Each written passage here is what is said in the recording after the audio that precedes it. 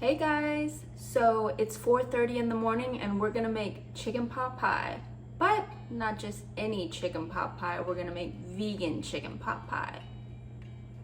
It has gotten a little chilly here in Tyler, Texas, and that's got me craving something cozy, something warm, something satiating, and chicken pot pie came to mind. But I don't eat meat, so we're making this vegan. Also, if you eat meat, no judgment, use chicken. So I would like to start off this video with a cheers. I got this wine today at Target. It's a 2019 Pinot Grigio, a very good year. And it's called Beauty and Chaos. And I haven't had it before, but the bottle was just so beautiful that I got it based off that. I'm here to warn you that it was not a good choice. Cheers, clink. I'm still drinking it, obviously, I paid for it, so. It just doesn't taste good. It kind of smells like a wet dog. Maybe I got a bad batch. But anyways, we're gonna be cooking and drinking. It's 4 in the morning. I work nights. This is my life. So I suggest if you're watching this video, you get a little tipsy too, because it will only be that much better. Okay, so I'm gonna start off by showing you everything you're gonna need for this recipe. I have Country Crock plant butter, Sweet Earth Mindful chicken. I have had this one before and it is very tasty. Some frozen mixed veggies that I've thawed out. This is a cup worth. 3/4 cup flour, 1/2 cup milk, better than bouillon. I have roasted garlic and seasoned vegetable, some white pepper, rubbed sage, and a little nutmeg. For fresh veggies, I have about a cup of mushrooms, 1/2 cup of bell pepper, 5 garlic cloves, and 1/2 cup of onions. For our crust, we are not going to be making it from scratch. I say hell no to that, but more power to you if that's what you want to do. I'm going to be having Mr. Pillsbury help me out today, and I have a ready-made pie crust. And yes, this is vegan. Okay, so let's go ahead and get our heat going. I'm going to put this on a medium-high heat, and I'm just using a large pot. Feel free to use whatever you have. Drizzle of olive oil. Okay, now our oil is heated up, so I'm just gonna take this chicken, and I'm only gonna use about half of it just because I do have a lot of other vegetables going in there, so we really don't need all of that. And just a little salt, a little pepper. Give this a stir. Just wanna cook this for a few minutes until it's nice and golden brown. And this is what we're looking for. It is golden brown in color and it has nice crusty edges, as you can see. So I'm gonna go ahead and take this off the heat and we're gonna add in our veggies. We're gonna start with our onions and garlic and our bell peppers and let them saute for about 2 to 3 minutes until they're nice and translucent. It's about 3 minutes later and you can see they're nice and translucent, a little brown on the edges. So we're gonna go ahead and add in our mushrooms. And mushrooms do put off a little bit of water, so if you find your pan getting a little dry at this point, then mushrooms are going to add some liquid. Or you could also add in just a little more olive oil. Now we're ready to add in our frozen veggies.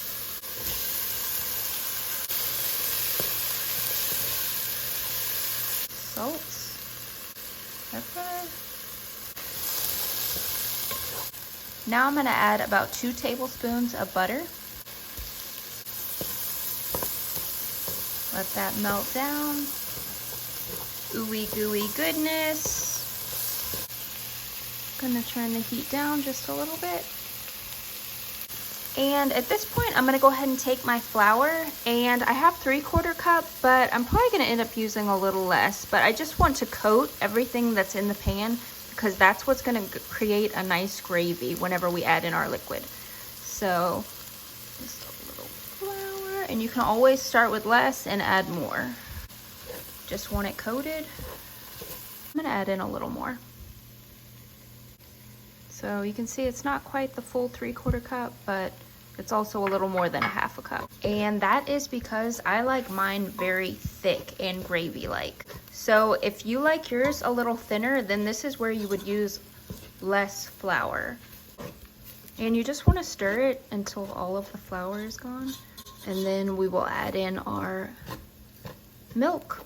And I'm using Good Karma flax milk. but feel free to use whatever kind of non-dairy milk or dairy milk you prefer. Okay, this looks good. Time for the milk, half a cup. Give that a stir. I'm also going to add in about a cup of water at this point. And continue stirring. Yeah. And I'm gonna go ahead and turn down the heat a little more. And I do want to add a little bit more water, so I'm gonna add another cup.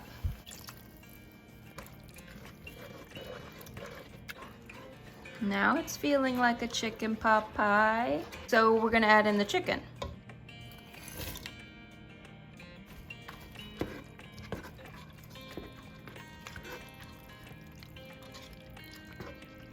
That looks very tasty. At this point, we're gonna go ahead and add in our bouillon. About a teaspoon of each.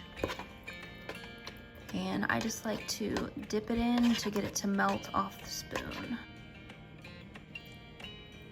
And this is just gonna add extra flavor and depth and make it that much tastier. Now we can go in with a little bit of rubbed sage, about a teaspoon. Our white pepper, about a teaspoon.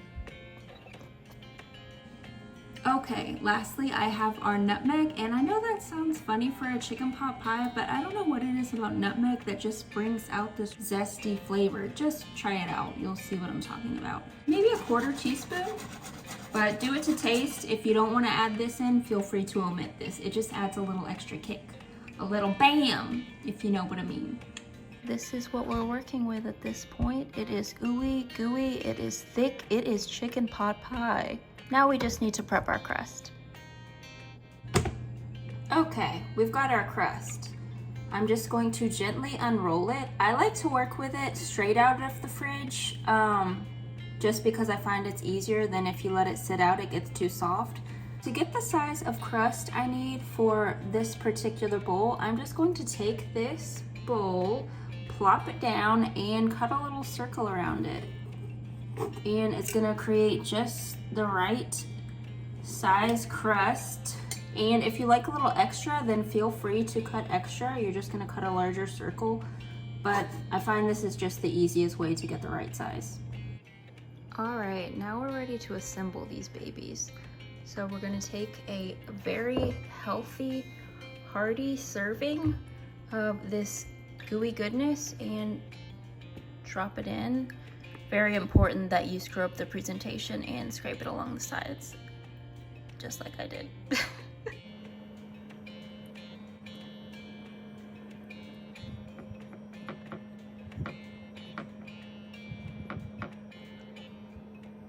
Now we're just going to add on the crust. This is pretty straightforward, guys.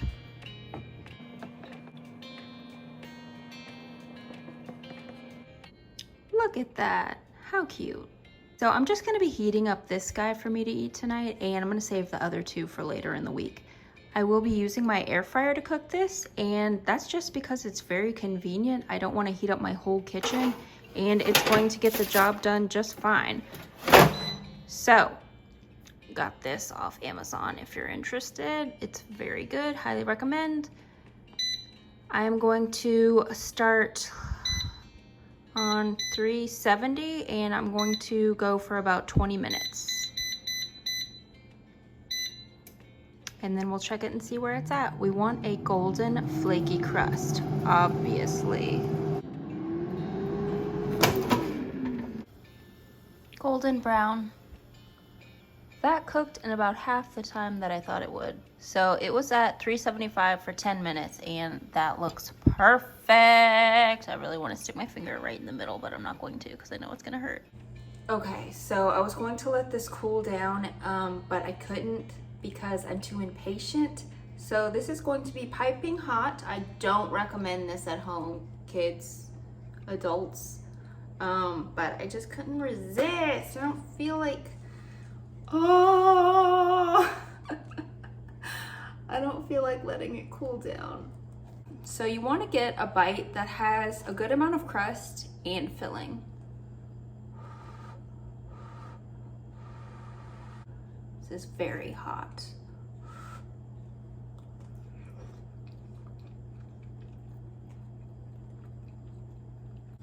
Guys,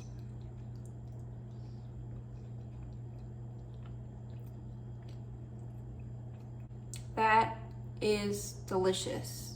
It's exactly what I wanted. I couldn't have made it any better. I highly recommend this to you guys. It is a very simple, straightforward recipe, not a lot to it, and it's so delicious and cozy, especially if it's kind of chilly wherever you're at right now. I mean, it's just tasty, healthy. I don't feel bad about this. I mean, minus the crust, but whatever. You gotta live, right?